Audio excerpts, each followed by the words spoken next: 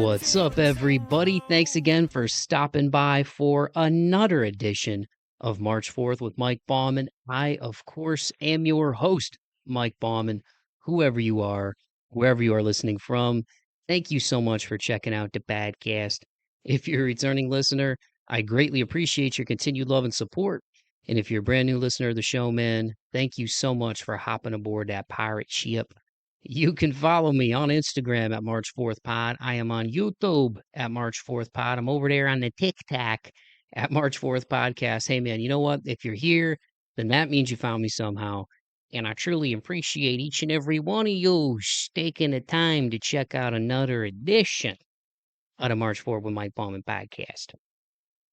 How is everybody doing, man? I hope that life finds you well wherever you are listening to this podcast from. I say it at the beginning of every show, but I mean it.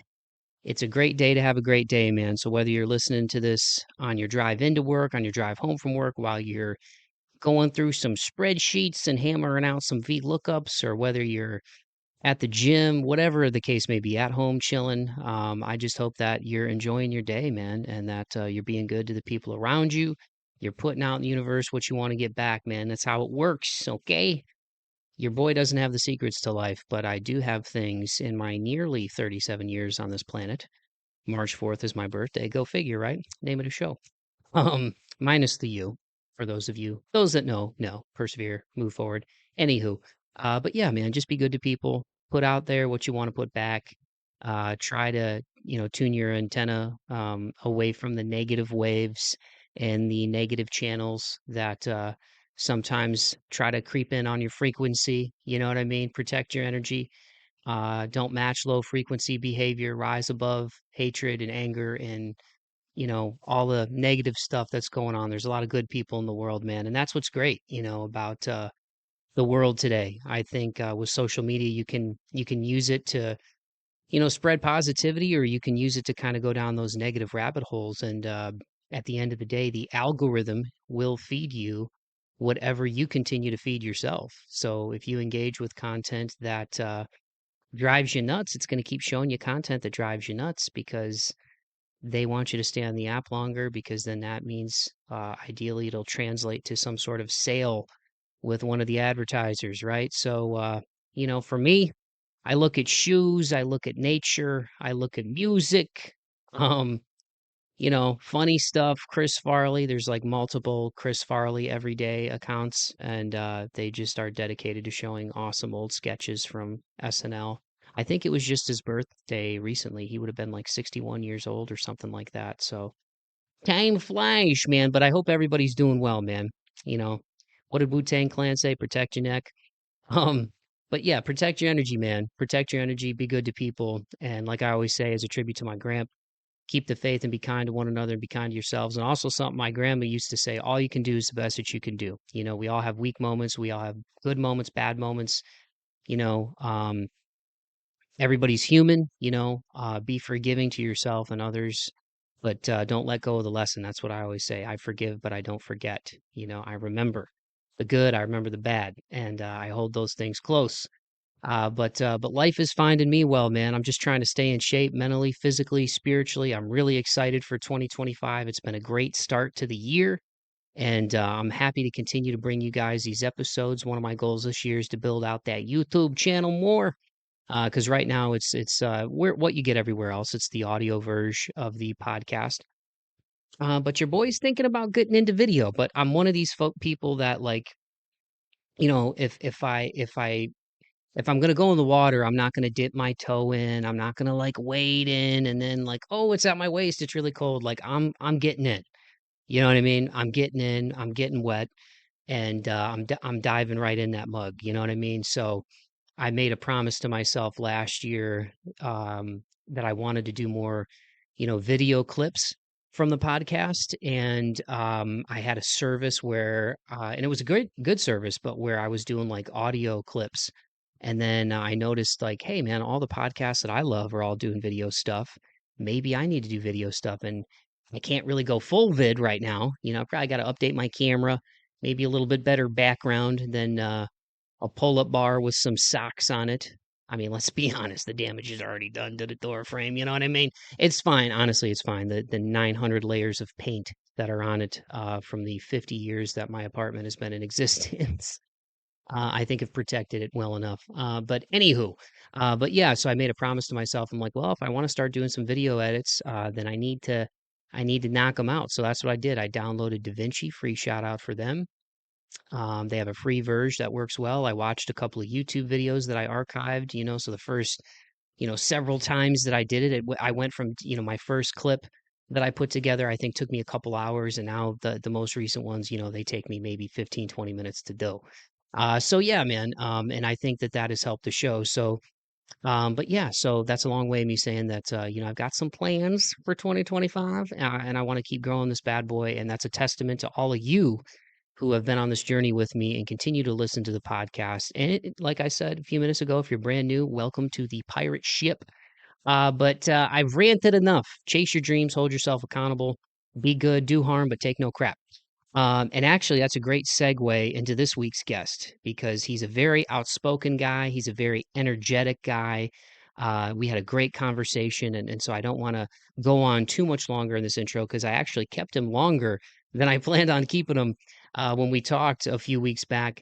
He is none other than Barry Donegan. He is the lead singer of the band Look What I Did. They've been around since 2001, have put out multiple records, have toured all over. And in addition to that, Barry is also a personal trainer.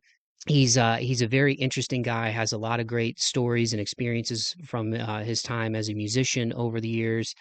His father, Mike the Duke Donegan, has been a long-time media personality in Nashville. He's the stadium announcer for the Tennessee Titans, if you've ever been to a Titans game. Also has a lot of work over the years as a DJ.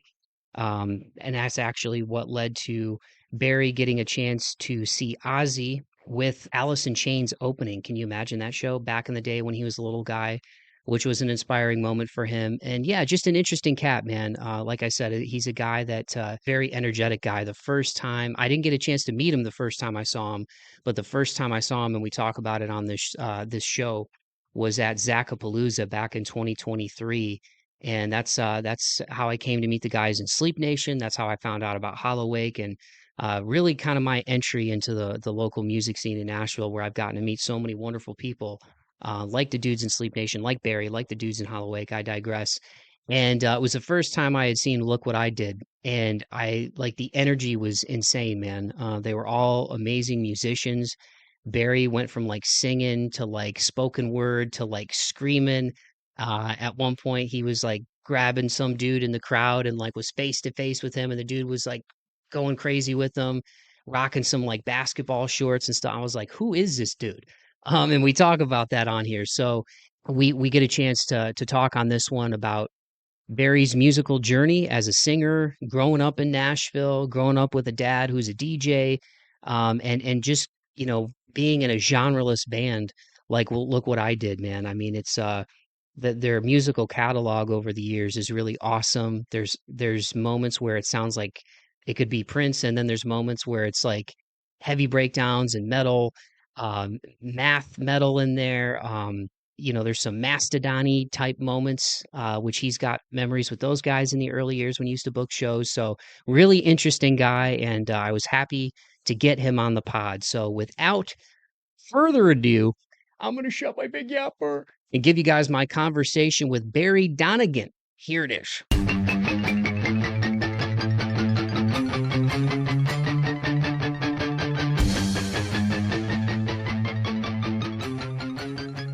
Did you hear it? Did you hear Boom! Yeah, she was creepy. Well, Barry, thank you so much again, dude, for taking the time. I know you're a busy dude between training and singing and screaming and just getting after it, man. So I really appreciate you joining the show, man. Hey, I appreciate talking with you. Yeah, dude. So again, I like doing my homework for this stuff, and it's not really homework because I love music, and I love talking with people, and I feel like you're in the wheelhouse of a lot of stuff that I love because I know you're a trainer, you're a performer, like an activist, all these things. You come from music in the blood? You know, your dad being a very well-known Nashville. I feel like DJ, that's just like one thing that he's done. He's like a staple, I feel like. Shout out to Mike the Duke Donegan, right? So just as a place to start, man, for you, and again, I know you wear numerous hats, but when did the music bug bite you, dude? Like when did you know you had the pipes? Like, because I think we're about like a 10-year difference, right? You're 78. Am I correct on that when you were born? I'm 88. Yeah, I'm 46. So, like, now bear in mind, I grew up in the Satanic Panic 80s. Skeet in my band, Skeet, my guitar player, he was in middle school with me. And like, we were the kids that were like rocker kids, like when you weren't allowed to. Like, I could have long hair. My parents let me, like, my dad was a radio DJ on the rock station. I got to go to Ozzy Osbourne and Alice in Chains like when I was 11. You know, he had me tickets in like the second, third row or something. Like, you know, other kids weren't even allowed to listen to that type of shit at 11, or sorry for the cussing, or aren't able to listen to that kind of stuff when they were 11 and stuff. So Skeet, I mean, he had like half his hair shaved and half his hair long as an 11-year-old in 1988. You know what I'm saying? So um, there's our buddy David Walls in the fifth grade introduced us to like punk rock. He's a black kid actually, was the kid in our grade that knew about like, you know, punk rock first. He had the Black Flag shirt, you know what I'm saying, going all the time at school. He exposed us to a lot of that. I was into metal and stuff already. Black Sabbath and Ozzy were my favorite bands, like at 11 years old, 12 years old. And then kind of Nirvana coming out kind of busted open the idea of me like maybe having a 4-track and playing guitar and singing on a 4-track. And then like I'm from Nashville and everyone, you know what I mean, growing up, my friends growing up, they're all famous musicians now, you know what I'm saying? And they were already good then. And so like once word on the streets was I had played some people my 4-track tapes and um, no intentions of anything. I was just making 4-track tapes with a guitar and singing. And because I had sang on them competently, immediately I get band offers because they just don't really have singers. You know what I'm saying? Laying around for bands. There's a lot of people wanting to play guitar and at least in these days. And so I ended up a singer in a band. Now, bear in mind, my first bands, like Evan Brewer, who's in my band, you know, he's on the cover of Bass Player magazine not too long ago. That's like, he was in my first band. You know, we had Margot Price's drummer, Dylan Napier, was in my first band. Miles McPherson was in my first band and in Look What I Did, but he was in, you know, he's like Kelly Clarkson's drummer. He was in Paramore and stuff. Like, it's like, these are like just my friends growing up. So it's like, obviously, I mean, this is part of living in Nashville is, you know, you're just exposed to so much musical capability around you all the time. You know what I mean? But I just became a singer in a band. So once I became a singer in a band, I decided I was going to take it serious. And especially once I had my taste of that first show. And we did a show at this venue, Next Generation, and it was a teen club. And the show did much better than any of the teen nights they ever had. And I went on a family vacation to England and Scotland. And when I came back, he had converted the club into a rock club. And eventually I started booking the club for him as time went on. But that was kind of when I kind of got spun into a life of music, mainly just because I kept getting asked to sing in bands and playing on stage. And playing on stage was so fucking exciting and just made me feel so good that I've been chasing that a little bit ever since. Now, Look What I Did the band Look What I Did, which was the second band I was ever in my life. And I've been in it for almost 25 years. You know what I'm saying? Was like probably 2 or 3 years into me playing music. But yeah, then we moved to Los Angeles and got a record deal and went on tour and did all that kind of stuff. Now we don't look at it as like we have other businesses and stuff now and are too old to tour 24, you know, constantly. Not too old to handle it, but too old to want to tolerate it anymore. You know what I mean? The lifestyle of not having medical care at all and like being, you know, just being poor as hell. You know what I mean? Not really willing to be that poor anymore, but we'll still make the music and we'll still play enough shows to where somebody really wants to see how we do it live. Like, which I will tell you, I don't fucking play games live.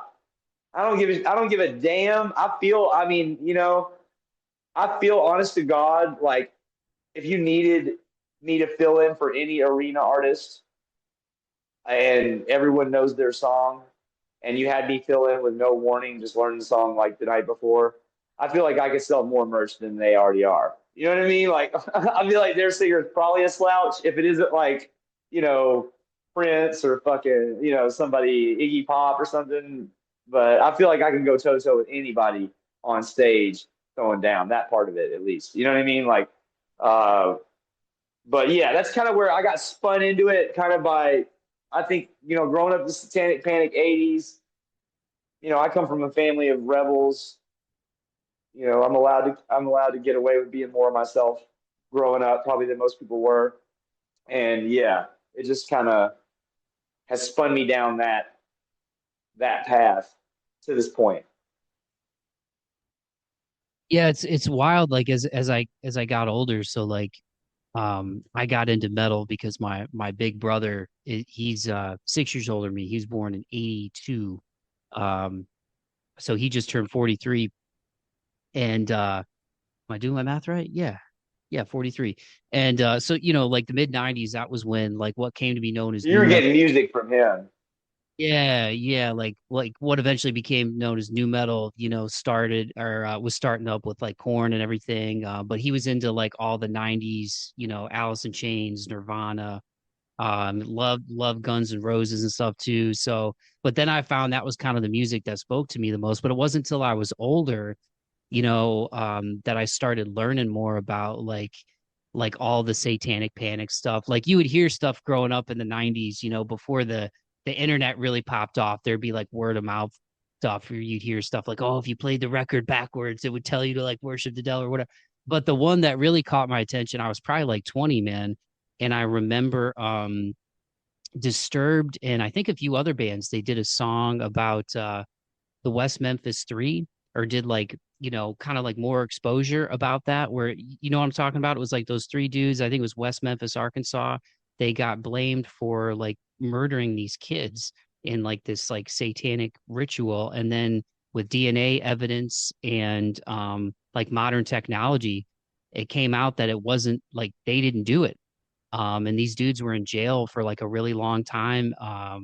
But yeah, that was like the first thing. And then I kind of went back and learned more about like where the parental advisory sticker had come from and like Tipper Gore and like all that stuff. And even like Two Live Crew and like the censorship and stuff that was going on. But it wasn't until I got older that I learned more about like the satanic panic stuff in like the 80s with like metal music and the imagery and all that stuff. But and now I think with shows like Stranger Things, especially, like I don't know if you watch that show, but like the last season of that show, they basically had a character, Eddie, who kind of represented like I feel like what that movement was. Like he was kind of like the rebel kid at the school into metal music, Dungeons and Dragons and stuff. And so anyway, yeah, so Nashville at that time, I mean, was that pretty?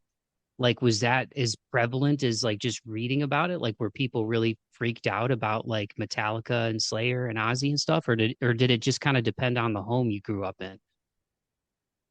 I mean, it's the deep south at that time, so you're going to get it as bad as you get it anywhere. Now, Nashville is obviously different than the rest of the deep south. It's kind of like where the wacky intellectual and artistic people in the deep south go to avoid the more extreme versions of that stuff. And I went to a magnet school, so like in my household and in Skeet's household, we were allowed to do whatever we wanted to do with regards to that. But like most of broader society was very like convinced. Like we had a bit of a reputation in school ourselves because we were the Dungeons and Dragons in the middle of school kids. We were the kids with the metal t-shirts on and the punk rock t-shirts on and the, you know what I mean? That was us. But the so certain kids would treat you. But we were in a magnet school where there was just like high IQ kids mainly were there, and so there was a little bit more nuance for us. But I think in general, yeah, in the South, At that time, it was. There were people believe for real that you would listen to a record and there'd be backmasking and you'd go out and kill your whole family. And they believed that there was satanic murders. That's why the West Memphis Three was incarcerated, is because the general public would buy the belief that the local goth kids had murdered some kids in a satanic ritual. They don't realize that all of that stuff is just a cartoon, kind of like, even a lot of the gangster rap shit, most of this stuff is just, it's play acting. It's like fantasy. You know what I mean? And like the goth movement is largely fantasy. I mean, so if we're being real, I've toured a lot in my life and I've played every underground scene. Right? That's one things. Look what I did. We don't fit in anywhere, but we do fit in everywhere. So we have played with literally everything from like noisecore to like pop to grind to hardcore to different sections of hardcore to different types of metal. And like most of the metal scene, besides like the new metal or the hardcore metal scenes like metalcore, most of the metal scene, the crowd is like this.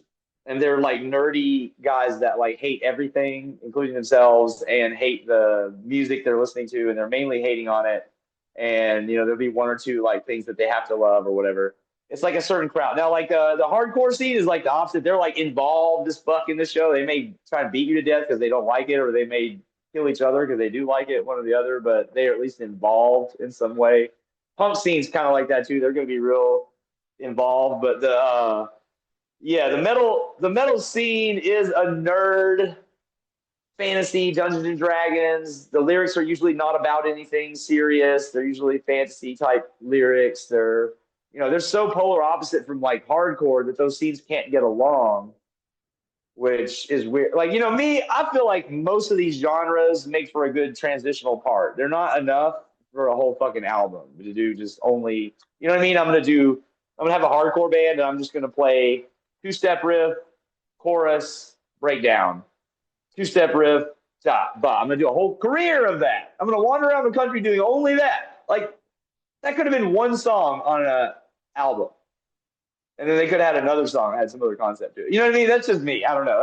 I feel like that way about all those genres, and I feel like a lot of them are a great place to find inspiration, but often become like a limit. Mainly, it's mainly for marketing that it's convenient and that it works. And the problem is if you don't do it from a marketing standpoint, it doesn't work.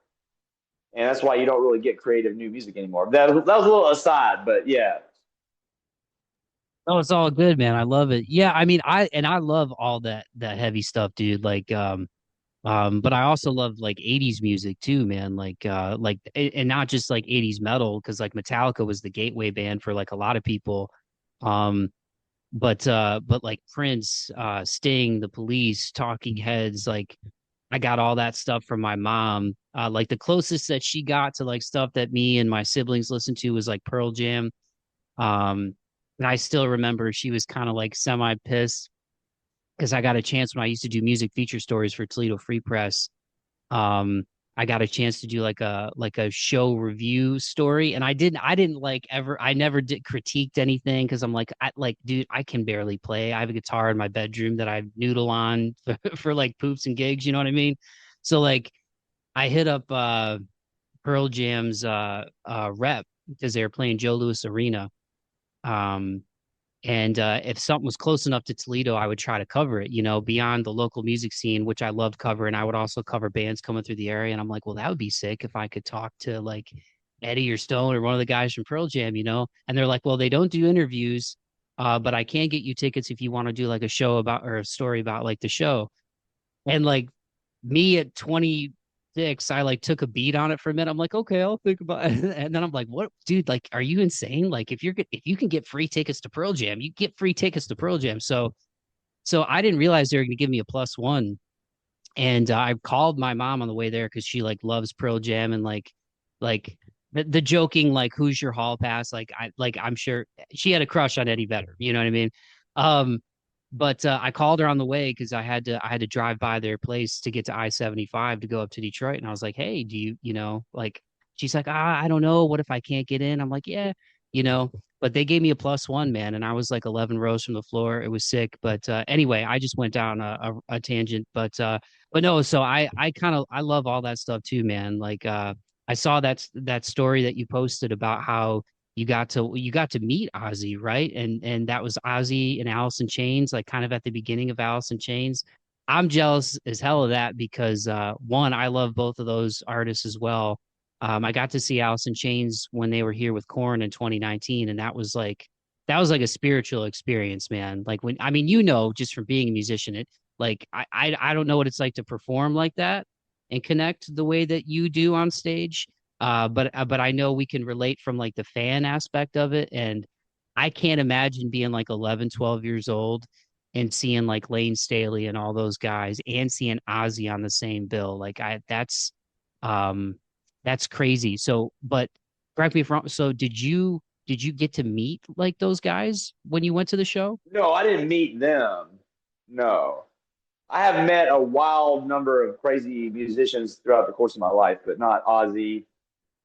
I wish that'd be cool. Or Alice in Chains. But I did go to an Ozzy concert, 11 years old and see Alice in Chains like in their upswing when like, Lane Staley's not really on drugs much. And like, you know what I mean? Like he had color in his face and stuff.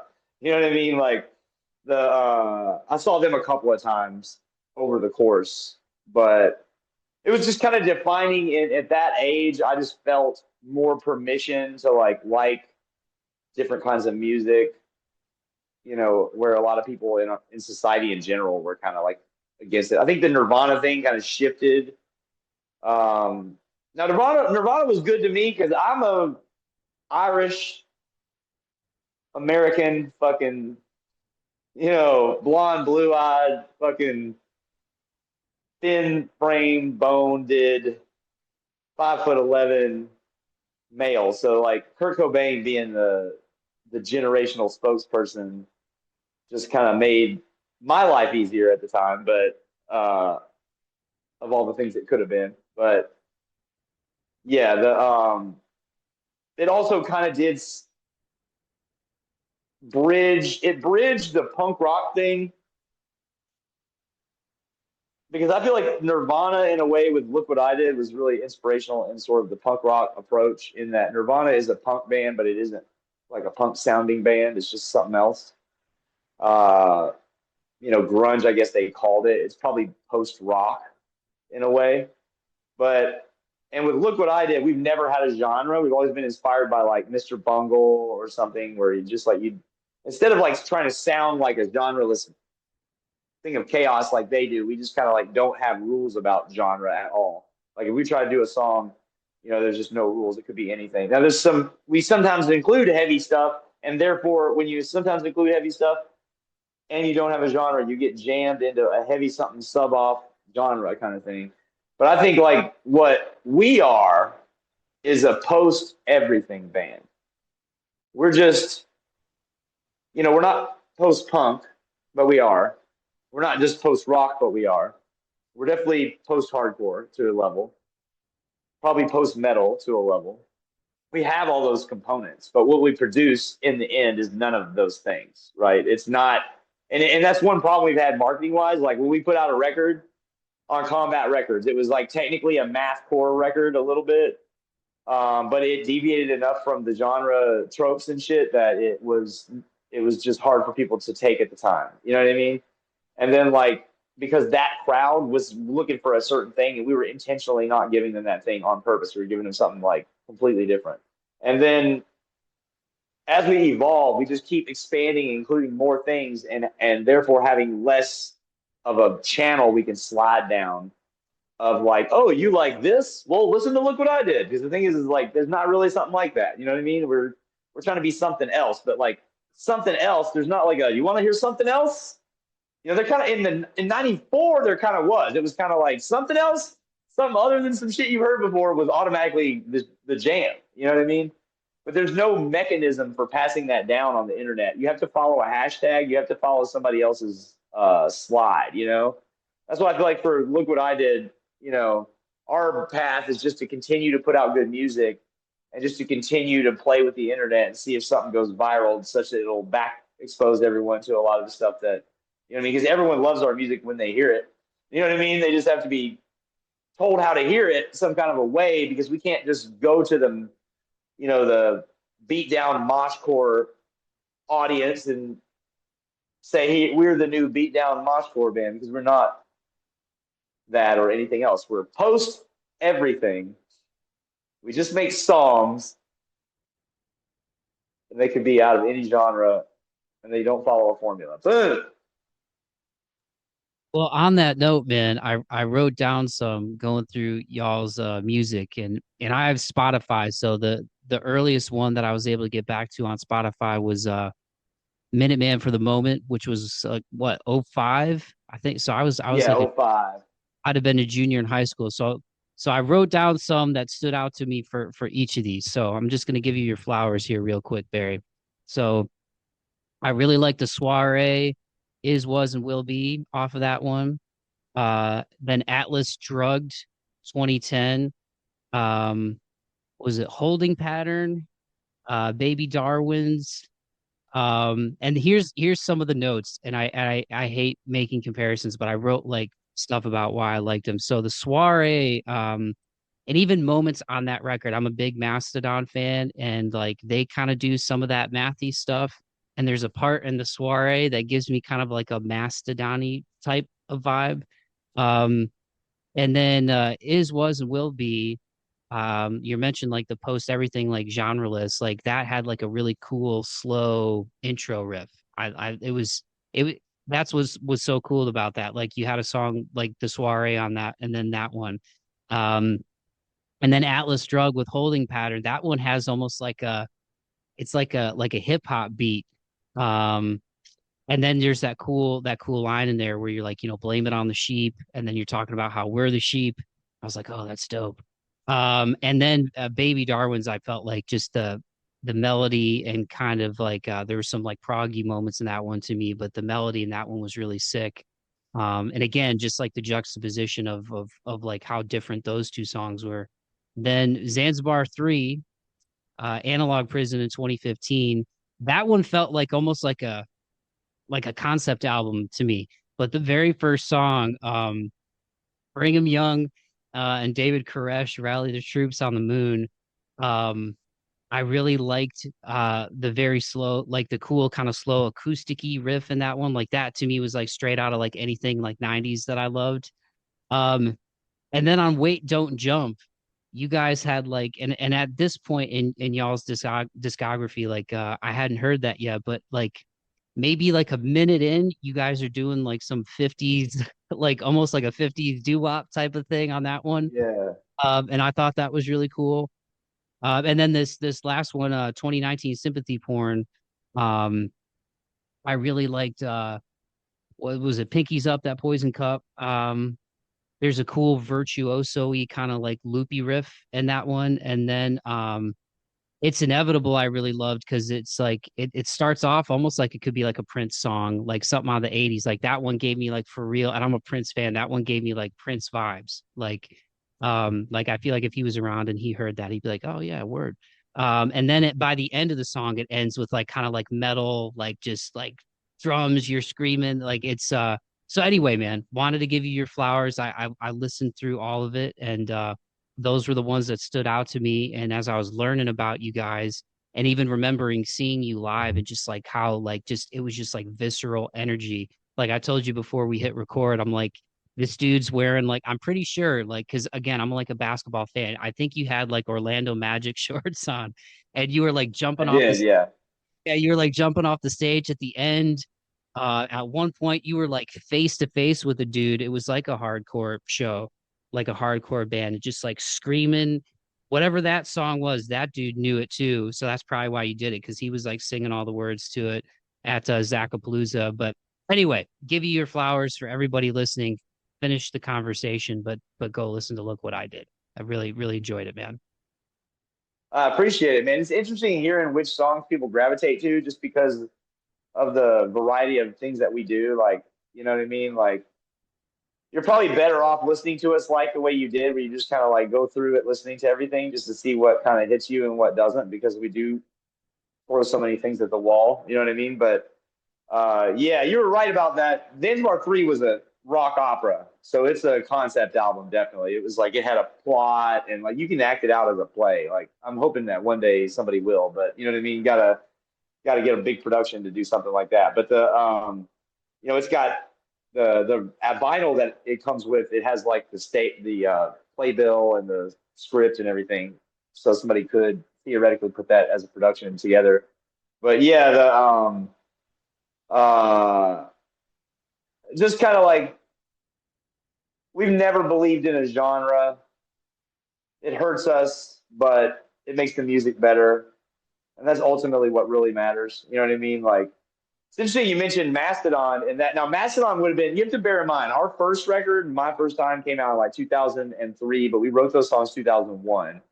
And the 2005 record, Minuteman, came. We wrote those songs 2003. So you have to bear in mind, like when we first started as a band, Slipknot's first album came out. Limp Bizkit was still top dogs in rock, right? So people's understanding of metal was really poor. Um, we were considered extremely heavy at the beginning, and we haven't really changed a lot. And we are now almost not heavy. We're almost like rock compared to what the norms are. Like the kind of screaming that I do, the fact that I sing, like we had tours at the beginning, it was like every time I screamed, it was like weird. Then that started softening up, and then we ended up on tours where every time I sang, it was weird. It was like, why is this emo? Like, you know what I mean? Because we'd end up on a tour with like metalcore bands or something, and you know, which I think we are to an extent a hardcore and metalcore band at points in time, especially the live show, as you pointed out. And bear in mind, and when you said the guy was singing along, he was. But I would get in the face of somebody who wasn't singing along. You know what I mean? If you're in the front area, you're fair game. You know, you're in the show. You're part of the show. Because I might go, probably will go in there. But I spend more time in the crowd than I do on the stage with Look What I Did for sure. But we've always been in that scene. But like, we would do a singing part that's not typical of a hardcore band, and now like some new jack kid who just joined the scene 3 weeks ago and is afraid of not being cool is going to think like, is this emo now or what is this? You know what I mean? It's like, dude, it's like if you want me to, you know, whip you with my microphone unconscious or something to prove to you this ain't emo, or I don't know, maybe it is emo and I don't give a shit. It's not emo, but whatever it is, like you don't. The point of frustration I have with the punk scene and the hardcore scene and the metal scene. It's like, okay, we're playing with HR tomorrow, right? From Bad Brains. Now, I went to a Bad Brains show 25 years ago, or an HR show with Soul Brains, and he dressed like homeless for the show, and then he dressed into like a full leisure suit, pimped out the second the show was over and went to the club, right? You know what I mean? So tomorrow, I'm going to wear a nice suit to the show because this is a fucking punk show, and it's not punk to dress up like a punk in 2025. You know what I mean? It's more punk to wear what HR wore to the club after the show to the show, in my opinion, in 2025. I know that a lot of the punks there are not going to see things my way, and I don't care. You know what I mean? It's the principle of the matter. I'm going to be right about this, and they can like it or not. But like, the punk scene is not about conformity to punk tropes. It's about revolutionizing and pushing the envelope always. You know what I mean? Pushing the envelope further always. And the progression of punk, in my opinion, is now post everything because everything's been done and it's over. It's all over. We have to admit it. You know, we have to move on. Nobody's cool anymore. All these punk rock icons are they look like your grandma, and they're about to be literally in a nursing home. You know what I mean? None of this stuff is cool anymore. So we all need to stop pretending like being in a band is cool, like it makes you extra special or a unique person. There's people that are influencers that like literally make milkshakes on TikTok that have more fucking people who care about them. You know what I mean? So it's like none of this stuff matters anymore. It's all over. The progression of punk is that it's all over. We're post everything. There's no more rules. There's no more nothing. You just do whatever the hell you want using everything. We all have diverse tastes now. Nobody's like I feel like Look What I Did is getting more popular now. It's easier to get over on a room because I think people are more aware of the things we're trying to do than they were like 20 something years ago, where we would just have shocking, confused looks almost every single time we played. Like that, like we don't get that anymore from a 20-year-old, 18-year-old crowd. Those they seem to immediately see what we're doing as combining shit.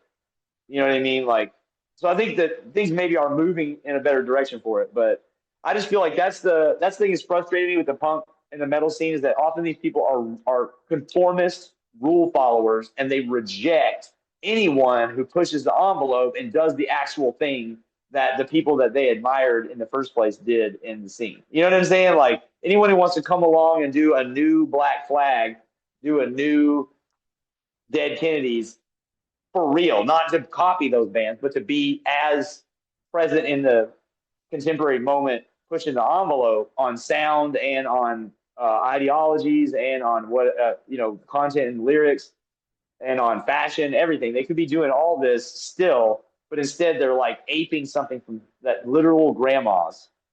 You know what I mean? Literal gods that are going to be in a nursing home. They're going to be eating out of a tube. You know what I'm saying?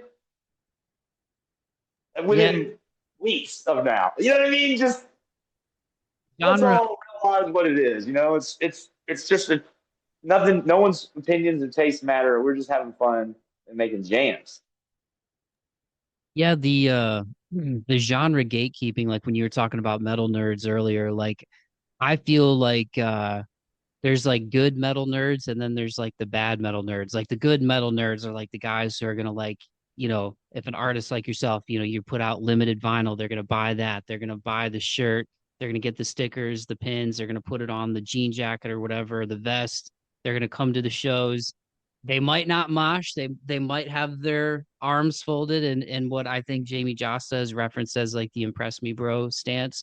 Um, but they're gonna be in it and they're gonna like go see those bands. But then there's like the bad ones who are kind of, I feel like even in the punk scene, like you're talking about, there's the people who are very like gatekeepy, or it's like an image thing, or it's a very and I don't know, man. Maybe that's like human nature. Like we want to like put things in a box. Like even when I wrote down like Mastodon with that song, like I hate making comparisons, but I was like, I feel like Barry will get it from kind of like doing my homework on you just because you guys are a genreless band and that was just like when you said kind of the mathcore thing, like they do some of that stuff. So but yeah, when that record came out 05, I think maybe they had put out one full length at that point. So yeah, you guys were kind of like doing that like as they were like ascending or whatever. But Now, yeah, granted, like I booked back in the day. I booked Mastodon the first few times they came to Nashville, and we were friends with them, and they would stay with us when they were in town. And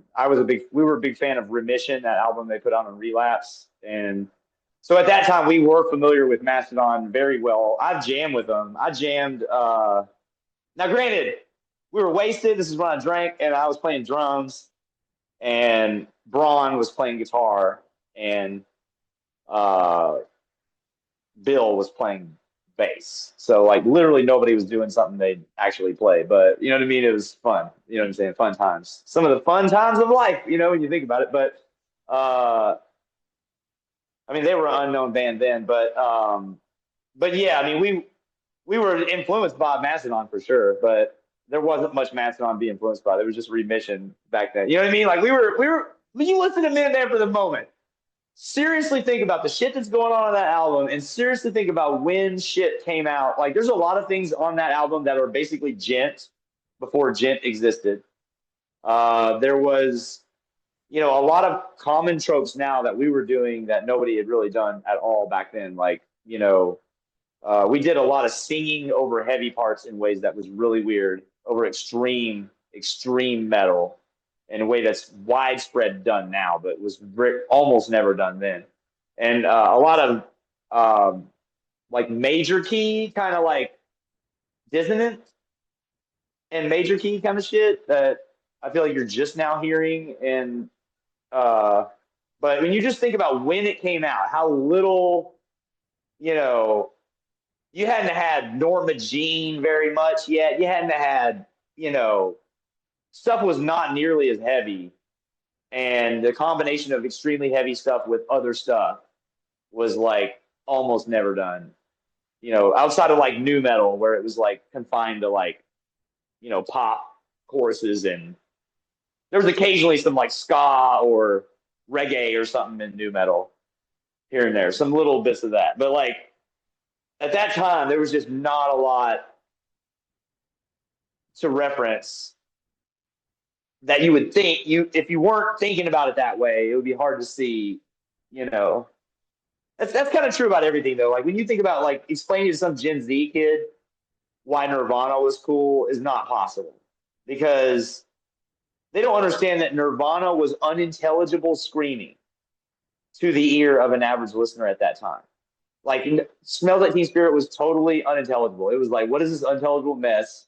Everyone just wants to listen to it now. You know what I mean? It was like to understand that that broke so many possible levels of like harder vocals into the mainstream where it was humanly possible to do that. Now, as far as like the screaming from death metal and metal that's common in metalcore, even through nu metal, that shit was not even allowed in the early 2000s yet. You know what I mean? Even in nu metal, you couldn't put those songs out on the radio until basically Slipknot. I think Slipknot was the one that would just like kick the fucking door down and was like full blown heavy as far all the way up to death metal is now fair game, possibly on the radio. And that kind of opened up a whole nother world. But that was happening at the same time that we formed. So we didn't, we were weird heavy then, and we are not that heavy now. And we haven't changed. Just been here 25 years. Well, it's cool that you booked them. You said Mastodon and got to play with them because like, and that was part of the reason I wrote that down too. Because I was like, when I listened to that record, I was like, I feel like they could have played shows like with Mastodon. You could play shows with Mastodon now, and I feel like their fans would get it because they do a lot of different stuff in their music. And they always That's one thing about Look What I Did is we played a lot of shows with a lot of crazy like we played a lot of crazy shows. You know what I mean? Like so like if there'll be some legendary hardcore band some kid cares about and I'll be like, "Oh yeah, we played with them 4 times in the Northeast and they broke up at one of the shows." Or you know what I mean? It'll be like or it'll be like we played a show one time with 15 people there and We Came as Romans came in a bus. Like they had not I think they had the bus, but they didn't have the money from the promotions hadn't kicked in yet. You know what I'm saying? So they drew absolutely nothing on that show. But yeah, it was like they're just going back all these years, like the number of different. We played with Melt Banana. We played with fucking. We played with. Drop Dead Gorgeous in there. Were they in there? We did a tour with Drop Dead Gorgeous. Yeah, that was crazy because like okay, when we did a tour with them, that tour was with Human Abstract, Folly, and us. And us and Folly were originally the headliners. We were expecting to draw like 200 people in a good city and maybe 50 to 100 in a bad city. And then they added Drop Dead Gorgeous. They begged us to put it on as an opener because it didn't really fit. Because like Folly is like ska, metalcore, and like Human Abstract is like prog metal. We're doing weird, really heady stuff. And Drop Dead Gorgeous is, of course, kind of like MySpace metalcore with teenagers. You know what I'm saying? And so they kind of begged us to put it on as an opener, and we were like, "That's cool, whatever." And then halfway through the previous tour we were on, we were getting ready to go on that tour. They were like, "Hey, their current tour, they're like doing 400 or 500 on a bad night, 700 on a good night, and everyone's leaving after their set." And so I was like, "Let's just put them on as a headliner then." Hey, I don't give a shit. This is gonna fill the club up. And then they're potentially gonna leave after. So that tour became 400 or 500 13-year-olds that has never seen a show before in their life. The whole tour, and I'm second show they've ever seen in their life. You know what I mean? And I am batshit crazy. Period. And you know what I mean? They were getting really stretched by my performances. And I think a lot of them, looking back, they were like scared kind of at the time, and then they like maybe checked us out later on when they got older and stuff. But I don't know if we were like this is your first band, this is first or second band you've ever seen in your life, and you're like next to it in a club. You know what I mean? Like that might have been a little early for them. Did you guys ever play Toledo back in the day? Like Frankie's Inner City or like um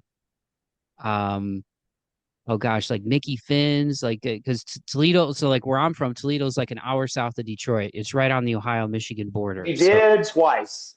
Mickey Finn's may sound familiar. We played a bigger like commercial rock type venue that was probably a 300 or 400 cap, and it was with Psycho Stick. And then I think another time we played there with Jog Fashion Disco. I wonder if But I wonder if it was Headliners. Was it kind of like a warehouse type setup? yeah, it Like was headline. Yeah, it was Headliners. Yeah, now that you mentioned the name, it was definitely Headliners. Yeah, yeah, it was kind of a warehousey thing, but a bar kind of deal. Once you're in there, yeah, yeah. Toledo's roads, man, they didn't pave them. It seems like they weren't really paved when we drove through there.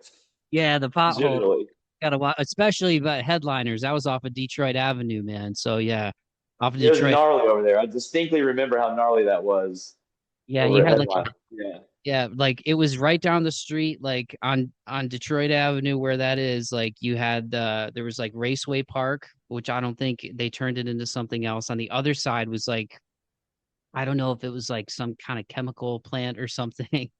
And then when you went up the road, yeah, like Headliners was like right around the corner. It was just a big warehouse. But actually it sounded good in there. I saw Kill Switch in there with Shadows Fall. That was fun. That was when they did their Alive or Just Breathing 10-year anniversary show. That was cool. I saw Seven Dust, one of my favorites in there. When they took Nothing More out, and now Nothing More's become like this yeah, big. those guys have blown up. Yeah, that I saw them. That I think that might have been their first national tour. Seven Dust took them out. And they still rip too, man. Those dudes. It's been a few years since I've seen them, but I've always been a big fan of them. But yeah, it's I was like doing my homework, looking at some of the different bands that you guys have played with, man. Like, are there any And thanks again so much for your time, Barry. For real, dude. I appreciate it, especially late. And you got a show coming up with HR tomorrow. Like that's sick. Um, Yeah, but I'm a road dog. I work all the time, 24 hours a day. Yeah, and I see you doing the training stuff too, man. It's like seeing people like doing their thing. And I know there was that picture you posted on your Instagram. It was like from a few years ago, but like the difference between 33 and 43. And I'm like right in between that. So I for real, man, that motivated me. Like I work out 6 days a week right now, but I have a sedentary job and like the old midsection, Barry. I don't I, you know. And I can't lie, I do like my sweets, man. So I'm like the dude. If somebody brings something in the office, it's like if you make them red velvet It's cupcakes, hard to control it. yeah, Yeah. Yeah, to yeah, me, like getting in shape is a big part. Like, actually, it was a big part of us getting a deal in the first place. Like, we were the weird band that played with no shirts on in the early 2000s when almost nobody was doing that.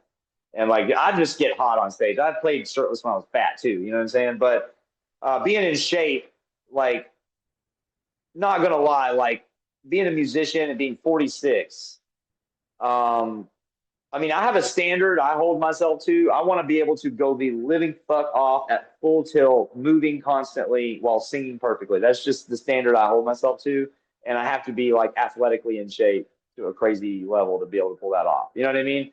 And I get more in shape the longer I work out and the older I get. So it's only getting better. I'm just getting better and better, more energetic, more, but it all comes down to like hard training, hard training. Also, like, training discomfort. You know what I mean? Like when I sing in practice, I sing in the hallway, and my band plays in the room because it's awkward and there's people walking down the hall, going to their units, and I'm dancing and singing hard as fuck, like. And it's weird. It's weird as fuck, dude. And then you know what I mean? And like I'll be walking around, I'll be singing in heavy traffic with my windows down, working on a song on the stereo, and people will look at me. And my rule is, if you look at me while I'm singing in the car, like I'm gonna give you eye contact, and we're doing all that. You know what I mean? It's a show now. You know what I'm saying? Because I I want to be so awkward when I'm singing all the time that I don't feel it, and I have no awkwardness, and I can commit 100%.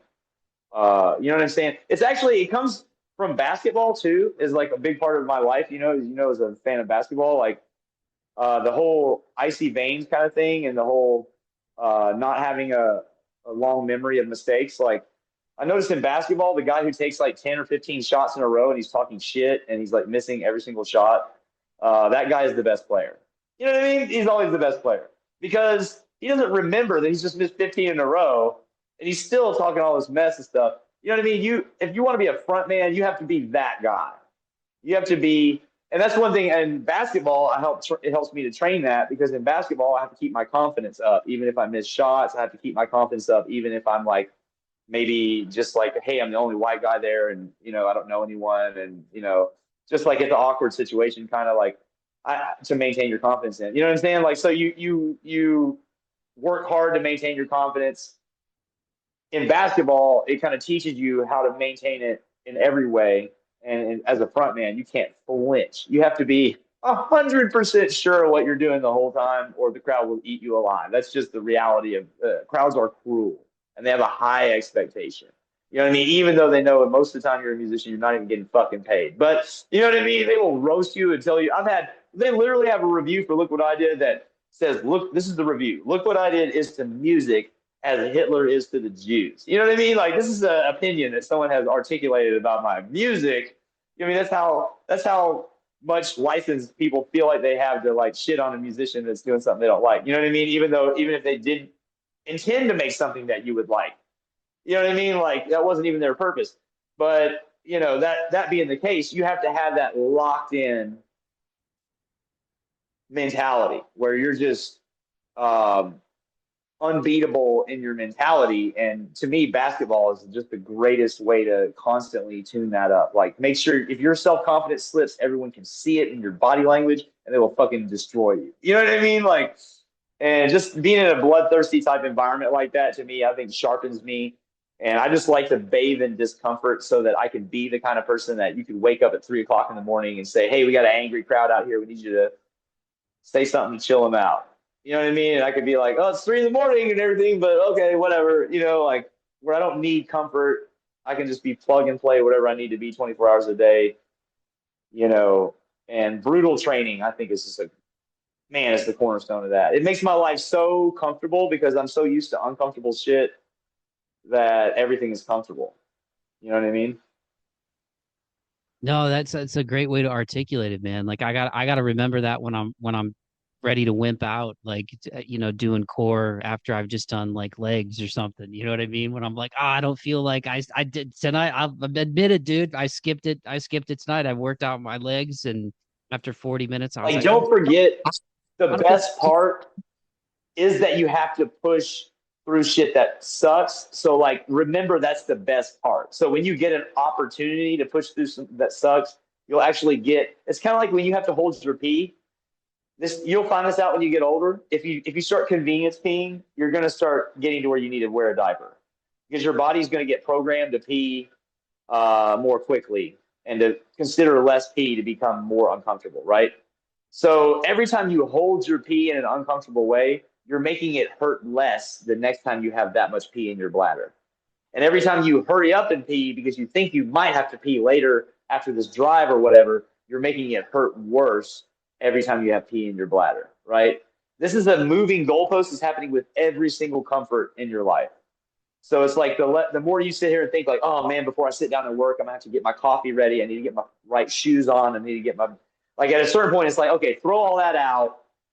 If you and your balls in your word and a pair of tidy whities can't do this, you know what I mean? Like, figure out what the hell's wrong that's got you so desperate for comfort that you can't like stick to something that you want to do that's not easy, or you know what I mean? Like, it's really, I think in our timeline, it's like the hardest. It's the thing that's the biggest problem for everybody is managing discomfort. Like everyone is so comfortable that they're on the verge of a mental illness, and uh, you can't even confront it without, it's offensive to even confront it to people. The how comfortable things are. Everyone is so victimized right now. You know what I mean? Think about it. You're like every grandparent I had was in World War II. You know what I mean? Like they were in piles of bodies just to make it to where we are now. Like you had probably a great great great granddad that was crawling through some kind of like deadly gas over bodies to get you here. You know what I mean? And like now you have to peel yourself out of bed and work. Sometimes you don't even have to leave your house. Sometimes you have to just peel yourself all the way to the computer and work. You know what I mean? I don't Yeah, know. my grandpa, yeah, you're right. My grandpa was in World War II. And I think my grandma told me he lied about this is when, like you said, men were men. Like he lied about his age. He was only Yeah, 17. everybody was lying about their age and 14 years old going to World War II on purpose. You know Yeah. what I mean? And like now we got people that are like 36 and they're like, well, I can't move out of the house with my mom and everything yet because, you know, have you seen this or that thing in the news? But, it's just, it's a time where confronting discomfort, you know, for everyone, I think would benefit everyone if they made a focused effort every day to do something that sucks that they don't want to do extra and to get better at that muscle, doing something you don't want to do. Boom, very good for everybody. I'm gonna remember that the next time I'm like, I don't, like I don't be I'm tired like after I've done either arms or legs or whatever to do core, man. Bathe in discomfort. I'm gonna remember that. You could trademark that, bathe in discomfort. I'm gonna because I remember it's like I'm in pretty decent shape for my age. Like I'm in pretty decent shape for 36, but I also remember times where I was in better shape. You know what I'm saying? And Yeah, I'm like, yeah, I was a little bit younger, but like I remember when my stomach was tighter. Like I remember like I remember that so like when I was 21, and I granted people might be like, oh my God, Mike, of course, we were all in better shape at 21, but I had done that was when P90 was like really trending. yeah, the And P90X. but I did it, but dude, I did it and I had worked out like I grew up playing football, basketball, and baseball. Basketball is my best sport. I pretty much played baseball because I got to hang out with my buddies for the summer and we got free ice cream if we won. They stuck me in left field. My eyes are for the birds. I think I had like 2 home runs in like 8 years of playing baseball. Football, I was like Rudy, like I wasn't afraid to get hit and I loved hitting people. So I was just like the scout team dude. By the time I got to my freshman year of high school, I was like, and the guys that I played with as a freshman, they won state when we were seniors. So we were good even as freshmen. And I was I'm 6 foot, like 170 now. I was 5'9", up a buck 20 when I was a freshman in high school. Playing Whoa, that'll be tough in football, dude. yeah, playing like defensive line. I was just getting my ass kicked but I would throw myself out there on scout team and stuff. But anyway, so where was I going with this? Oh yeah, so I had been working, I started lifting and stuff really when I was in college, and like my grandpa always was in really good shape, took care of himself. He was an alcoholic and then quit cold turkey in like his 40s because my grandma basically told him, hey, it's us and the kids or you and this BS. And then he slowly weaned himself off of smoking. He went from cigars to or cigarettes to a cigar because they took longer to smoke. My grandma told me after he passed. Then he eventually did a pipe and he got tired of cleaning the pipe. So he's like, screw all this. Like, and he got in shape. Like, and the crazy thing was, Barry's like, I always knew my grandpa to be in shape. Like, he worked out at this gym called Vic Tanny's before Bally's bought him. Like him, he was always in shape. But I saw pictures of him from when he was younger, when he passed away, and he was a heavier dude. And I'm like, wow, Grant, I didn't realize, but that was back in like his drinking and smoking days. But him and my grandma they would do like runs and That's so probably yeah, why you work out now because you were exposed to him. That's something to think. I mean, my stepdad was jacked. I mean, jacked, and he had like weights, and I did the math. You know what I mean? Like it was pretty obvious that the weights and the jackness were related, and that was immediately known to me. And I was lifting weights, as a teenager, right out of the rip. I think it was an advantage for me even as a musician because back then nobody lifted weights. It was like more of a bodybuilder thing or a football thing. And I would have I never went to a school that didn't have football. I would have enjoyed football and I was good at football. Now I was 5'11", 135 in high school. I was like bird bones motherfucker, but I'm fast as fuck. And now that I have muscles on me, I can play basketball. I have really long arms. I can play basketball really well now, but back then ran track and played soccer. Uh, Now I was like a defender in soccer. I didn't like soccer. I was trying to stop soccer from being played. That was like my goal. But I was like, it was just a team I could get on, and our team was like a championship team, and so it was an important team in our school, and it was the one I could get on. But I didn't really like soccer. It was very boring. I feel like soccer, if you're down by two, the game is long over. It's just long over. You know what I mean? But yeah, you notice my shoes, right? Okay, because I am a sneakerhead, closet sneakerhead. I'm not a sneakerhead out trying to get money off of. I'm not trying to get the cash money shoes or the. I'm into the shoes that I'm into, but I have very sophisticated shoe tastes. We actually have a song on the loose. The song contains an allusion to an iced tea 6 in the morning Adidas reference, right? But the song is about a guy who gets caught in a murder because of the uh, tracks he's wearing in the interrogation, the same shoes that they have the track pattern from at the time that he's doing the interrogation, right? Which is herringbone Adidas, right? So like I have like a sneakerhead reference in a song. You know what I'm saying? These things are not known about me really because I don't sit around. It's not like, I'm a hooper and I like sneakers. I've honestly worn sneakers since, when I was a kid growing up I was the only white kid on my bus, and just to not be to be a part of the crowd and not get jumped, like, wearing Jordans was a survival tactic. And but then it turns into like, I just like the technology of the shoes, and the basketball shoes are the best all around shoe. You can use them for almost anything, athletic or walking around or anything. That's why I think they're one of the ultimate lifestyle shoes. But so yeah, I'm always wearing. I have a lot of shoes. I had a weird compulsion during the pandemic and kind of bolstered my collection with a lot of weird stuff. A lot of lining, a lot of like Adidas basketball stuff, a lot of miss some Nike, but Nike I think is actually crap, honestly, on the quality. Like the zoom units will come out, the bottom of them scrape off in like 3 or 4 trips across concrete. You know what I mean? Like whereas some of those other brands like Adidas and Lining, like you can wear them for months and months and they don't wear down, and you know what I mean? Like they're just much better quality. But yeah, I'm a sneakerhead.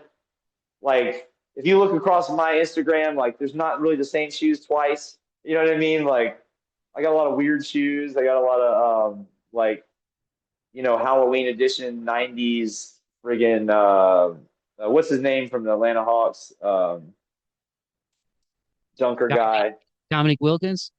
Dominique Wilkins, like or I got like the Sean Kemp fucking '90s, or the a lot of not as much Jordan per se, just because Jordan in my shoe collecting era, Jordan brand and Nike Air Jordan are such bad quality shoes most of the time, unless you're spending $300 or $400 on them. You know what I mean? Compared to what, like they're gonna bottoms are gonna scrape right off. Like you can't really wear them. But Yeah, you yeah, got some big stuff. I noticed and thanks again for the time, man. I'm sorry I'm keeping you over, man. So I hope I'm not chewing your ear off if you go get some sleep or get some rest, but I do appreciate the time. Like yeah, it's cool to hear that you're into sneakers, and I wondered if you were, cuz like when I was, you know, going through your Instagram a little bit, I'm it's kind of like that Spider-Man meme when you see somebody who's into shoes and they're not just into like hype beast shoes. Because I'm like, this dude's got on some like really bright colored Giannis's in like a band photo. And then in like another, it was like, I don't know if it was like a clip or one from like a music video or something you had on like a few years ago when Puma was getting back into basketball, and you had on like some Puma basketball shoes. So I was like, this dude, he's got like a taste. Like he's into, he's not just wearing like whatever the new cool thing is. Like, so yeah, when yeah, I I saw, got the classic. Like I got some Puma basketball Public Enemy signature shoes. You know what I mean? I got some weird shit, but yeah, I like the Puma basketball shoes are awesome. Like kind of like Adidas basketball. They're some of the better quality, and they'll do the old school look with the new technology under the sole, so that you're getting your knees don't blow out when you land, but it'll actually look cool like an '80s type shoe or even the '70s. You know what I mean? Like But yeah, those uh that is an Easter egg in my shit. I am into shoes and I have a lot of weird shoes. And yeah, not a lot of the hype beast stuff. I mean, I got a couple of the ones you have to have, but one or two of, but for me it's more about the weird look and the performance. Yeah, those freak ones, the Jonas freak ones, and they're kind of like every color at once or like throw up colored. I Yeah, like offensive shoes, mismatches, and those might be the errors. I think they call them the where they yeah, like they look like mismatched colors, but they're really bright colors. And then the Pumas you had, they were like I feel like they were like a teal color because when they came out, when they Puma basketball was making a comeback a few years ago, and they're back now. They've got like LaMelo Ball and all these guys, but that first shoe that they came back with was like, or one of the first ones, it looked like the old school Puma ones from back in the day, but it was just updated, like you said, with like the new technology. So they had like the classic, like white and black one, but then there was like a really bright red one. And then I think the one you have is like a tealish kind of color, if my memory serves me right, because I kind of remember when those are coming out. My favorite all time though is probably like the Air Jordan 3. Like I was born in Yeah, that 88 is a classic. and Yeah, I like elephants a lot and that elephant print and stuff is so like the white cement Air Jordan 3 to me it's like it's as cool now as it was. I mean, well, I guess I can't speak for what it was back in the day because you were like 10, 11. I was just but like I have the poster of him dunking from the free throw line that and was my survival shoe. with the Air Jordan 3. That was my you get on the bus and you don't get jumped. Shoe. That's just what that was my making on all the way on the bus. Footwear. Works too. A conversation shifts from talking about my buddies and how I need to be beaten to death. It switches to, whoa, those are sick Jordans. Sit down with me. You know what I mean? But and yeah, it totally that was the time, man. That was when everybody was wearing those. Uh, you know, actually, a friend of mine on the bus, who's a producer who produced Torrance Esmond. He produced um, like recently a Cardi B song, and he produced like "Grinding All My Life," that Nipsey Hussle song, for example. Um, he was on the bus, and his mom made him some hammer pants out of you know what I mean? The little like genie looking pants. She actually made him some, like sewed him some, and he was wearing them to school and stuff. That was like around that same time. Those are the days, man. That's when I met Skeet, my guitar player. We were like, our names are close on the alphabet, so we were at the same table and stuff. So, you know what I mean? He's still in my band to this day, 30 something years ago. He's in this house right now. You know what I mean? But that's how long we've been rolling, though. 20 Hell yeah. something years, man. That's awesome, man. They say what was that line from Stand By Me? Like you never had friends like the ones you had when you were 12 or whatever. And in a lot of ways I think that's kind of true. Like some of my best friends to this day I've known either since like 5th grade, junior high, or high school, you know. So I a lot still do. I'm still friends with all the same people, really. I don't really burn bridges, you know. It's the same crowd. Well, to put a button on this, Barry, and thanks again, man, for giving me more than an hour of your time. I've kept you over. You're welcome back anytime, brother, for real, man. And I know we probably just scratched the surface of a lot of stuff. I even went back and listened to a podcast conversation that you had. Um, and I'm genuinely a big fan of what you're doing. I still remember that show. So you're doing what you're supposed to be doing as a front man because yeah that left an impression on me. I'd never seen you guys before and I was like, man, I got to get out in the Nashville music scene more and went to that show with a friend of mine doesn't live in town anymore. He's in a band called Royalty Cult. Shout out to Josh. But we went. I met him at that show, and it was such a cool vibe, man. Like just all the bands were awesome. All the bands were different. It was cool going back and forth between Exit and in the end. And I just still remember. I'm like this dude in the Orlando Magic shorts is like getting in people's faces, like going crazy, and it was awesome. But with the theme of the show being perseverance and moving forward, man, bathe in discomfort's going to stick in my head. So thank you for leaving me and the listeners with that when I'm ready to wimp out on doing some core after a workout. Um, but is there anything you want to leave people with, man? I know we're in weird times. I like what you said about, getting uncomfortable and challenging yourself because I think that's where you build confidence, when you couldn't do something like that pull-up bar behind me, not to sound like a meathead, because again, I'm like 6 foot 170, lanky, bird legs, the whole nine. But I remember when I was 21, um, I wouldn't do a whole lot of back stuff at the gym. You do like the glory muscle, biceps, maybe you do like the lat pull down. And that was one thing that came out of P90 for me. I went from like being able to do maybe 3 pull-ups to being able to like bang out like 15 right now. You know what I mean? And so I remembered being able to build my back up and like um but the theme of the show, March 4th, that's what it's about, is like perseverance, moving forward, overcoming. I struggle with anxiety issues. There's people out there with various, whether they're mental ailments, physical ailments, things people go through in childhood, adulthood. You're a guy that's got a lot of life experience, man. And you're continuing to challenge yourself. What would you leave the people with as far as if they're struggling right now? Like any words of advice, things that have worked for you?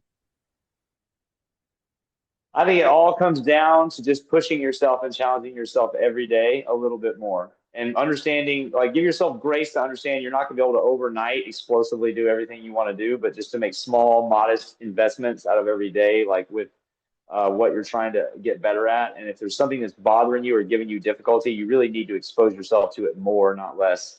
And I would say listen as little as possible to the self-soothing shit on social media and in the media. It's just being done as a reflex. It's the only thing you're legally allowed to do on the internet right now is basically soothe people's. If somebody's overweight, you're not allowed to tell them like, "Hey, it's dangerous to be overweight." That's considered shaming or something. But you are allowed to tell them that it's perfectly fine to just push the envelope on being overweight, and you know what I mean, and stuff. It's like the self-soothing that goes on social media is driving everyone. I think it got really crazy during the pandemic, and it's driving everyone to mental illness and physical illness immediately. Like people are, it's an emergency in my opinion. And a lot of things have gotten weird, like socially with younger adults. The pandemic, they kind of didn't get to communicate correctly and go out and do things that normally, like some of them between like 17 to 19. I think that's created a lot of weird stuff out there where people just are like underdeveloped and stuff. I think everyone just needs to get, like, we're getting softer in a dangerous way, not just a old man yelling at a cloud way, but in a dangerous to our own health way. You know what I mean? Like we are an actual genetic adaptation organism that's meant to constantly evolve to get better in the face of stress. If you believe in evolution, then you have to expose yourself to stimuli to make yourself evolve, or you will become weaker. You know what I mean? You don't want to lose a game you're playing. So myself, I took a cold shower today. I found out cold showers don't give me eczema like hot showers do. But bottom line is they're less comfortable. And it was hard to even breathe. It was so cold today. You know what I mean? But when I got out that motherfucker, I was like, adrenaline was running. I felt like, fuck with me, man. This is what I do to myself. You know what I mean? Like, so I did some pro wrestling myself for a while, and that was like eye-opening in terms of how much you can actually punish yourself and get tolerant of. You can become conditioned to take body slams 50 times. You know what I mean? Easily. Our body is meant to be so conditioned to almost anything that we could possibly face. So there's really nothing that's a real problem. I mean, there's real problems, like somebody's got cancer and they're going to die. There's no cure or something like that. Those are real problems. But short of things like that, most of everyone's problems are more so that they lack real stress and they're stressing themselves out as to create a narrative for themselves. You know what I mean? When they really just need to experience real stress, not just how am I going to pay my bills, but they need to experience physical stress. You know what I mean? Your ancestors fought to the tooth and nail to barely survive day after day. And you can literally wake up, eat high calorie food, take drugs and alcohol, whack off to pornography all day for months. You know what I mean? If you want to. in a way that's not normal, and that's gonna kill you if you do it. So don't. That's what I'll leave everybody with. And check out Look What I Did. We got 25-ish years of music, album after album. We've got more coming soon.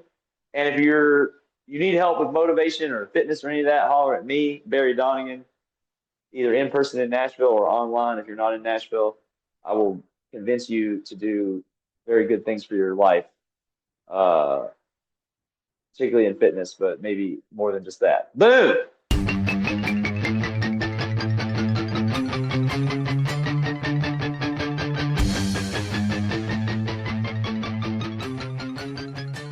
Alrighty, dighty, there you have it. That was my conversation with Barry Donegan from Look What I Did. Make sure you go follow these guys on Instagram at Look What I Did Jams, and you can follow Barry's personal Instagram at Barry Donegan. The links will be in the podcast description for this episode, all right? So just scroll down to the bottom of that podcast description, hit those links, and go follow and support Barry. And Look What I Did. You can get their music wherever you listen to their music, and I highly recommend it. It was a lot of fun getting ready for this bad boy to go through their catalog. I went all the way back to Minuteman for the Moment, which came out in 2005. Your boy was a junior in high school, and I went all the way up through Sympathy Porn, which came out in 2019, man. So if you're a fan of musical exploration and a band that just goes all over the place in terms of genres, like these guys do that, man, as you guys heard in that conversation with Barry. And I think having that level of musical freedom and being able to have that exploration, they're all great on their instruments. And I'm not just saying this because Barry was kind enough to do this podcast. All right. I saw him live. I saw the energy live and the musicianship and the energy and the lyrics. It's a lot of fun, man. So, whether you're a fan of metal, rock, if you're a fan of electronic, like I said, there's a song called It's Inevitable off of Sympathy Porn, where the beginning of it sounds like it could be a Prince song, and by the end of it, it's totally different. It's like screaming and metal. So, I love it, man. I love what these guys are doing, and I can't wait to see them live again. So, once again, go follow Look What I Did Jams on Instagram, Barry Donegan on Instagram, and remember, he's a fitness trainer. All right, so if you're trying to get in better shape in 2025, this guy is a guy that can help you do that. All right. He actually said something that was really motivating to me because sometimes I punk out at the end of my workouts, man, where I'm toasty toast after like 40 minutes, and I don't feel like doing core. And I've noticed as I've aged, like a lot of men, I'm carrying a little bit more weight on my midsection. You know what I mean? And your boy has a sweet tooth. I do. I have a pretty healthy diet, but I'm sure if I really looked into the ingredients of everything that I'm putting into my mouth, there's a lot of sugar, and that's something that's hard to get off of, and it's hard to get away from. And one thing that Barry said to me when we were kind of talking about fitness was bathe in discomfort, and that is something that I'm going to remember. You know, um, and it's something that I've stuck to over these last few weeks since we've talked, man. Like at the end of a couple of these workouts where I'm like, I don't know if I feel like doing core. I'm like, I'm doing core. You know what I mean? So, it gets harder as you age, man. And I'm still young. I'm not old. I'll be 37. Gosh, at the time this airs in a week, I'll be 37 years old, man. It's crazy. 1995 was 30 years ago, and I vividly remember being 7. And some of you guys are gonna be like, "Oh, BS." No, I do, dude.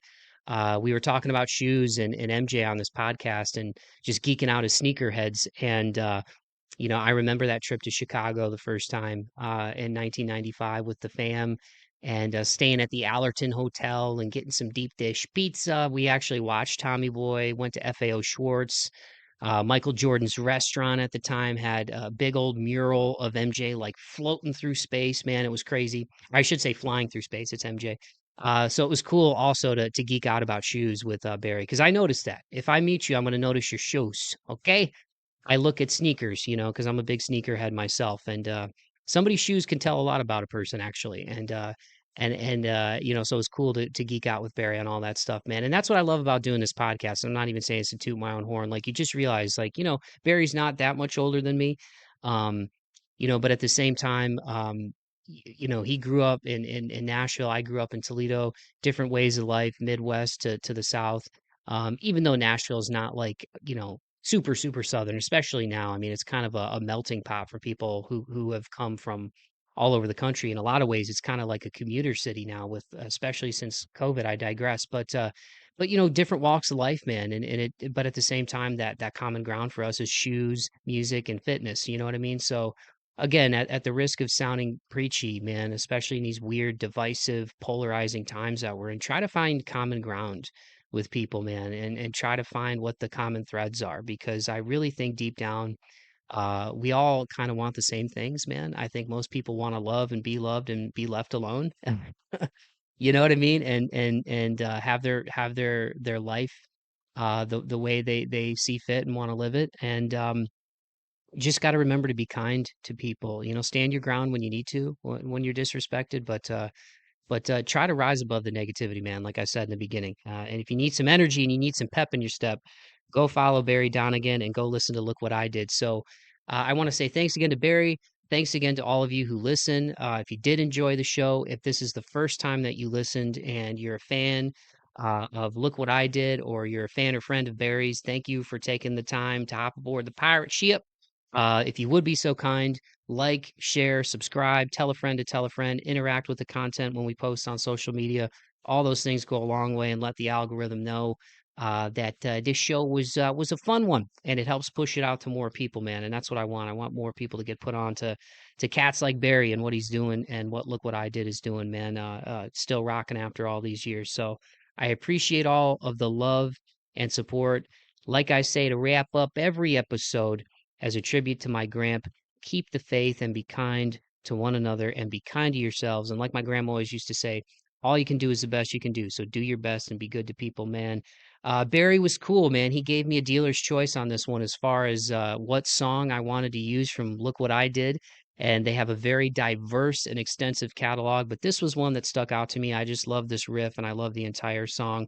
Off of Minuteman, For the Moment, this is the song Is, Was, and Will Be from Look What I Did. Peace.